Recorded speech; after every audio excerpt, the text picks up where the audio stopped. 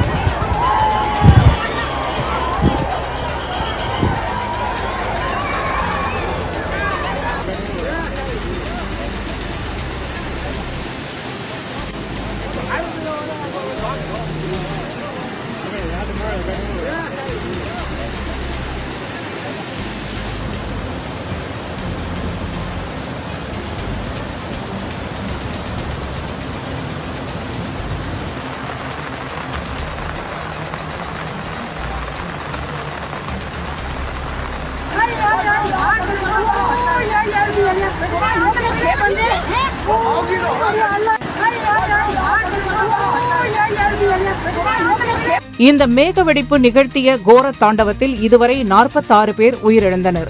நூற்றுக்கணக்கானவர்கள் காயமடைந்திருக்கின்றனர். சுற்றுலா பயணிகள், கிராம மக்கள் என ஆயிரக்கணக்கானோரை காணவில்லை. மீட்பு பணிகளுக்காக ராணுவம், பேரிடர் பாதுகாப்பு படையினர், மருத்துவ குழுவினர் அழைக்கப்பட்டிருக்கிறார்கள். நிலச்சரிவினால் சாலைகள் பழுதடைந்து விட்டதால் மீட்பு படையினர் வருகை தாமதமாகி வருகிறது. இருப்பினும் உள்ளூர் மக்கள் மீட்பு பணியில் ஈடுபட்டு வருகின்றனர். இந்த கோர நிகழ்வில் உயிரிழந்தோருக்கு குடியரசுத் தலைவர் திரௌபதி முர்மு, பிரதமர் நரேந்திர மோடி, உள்துறை அமைச்சர் அமித்ஷா ஆகியோர் இரங்கல் தெரிவித்திருக்கின்றனர்.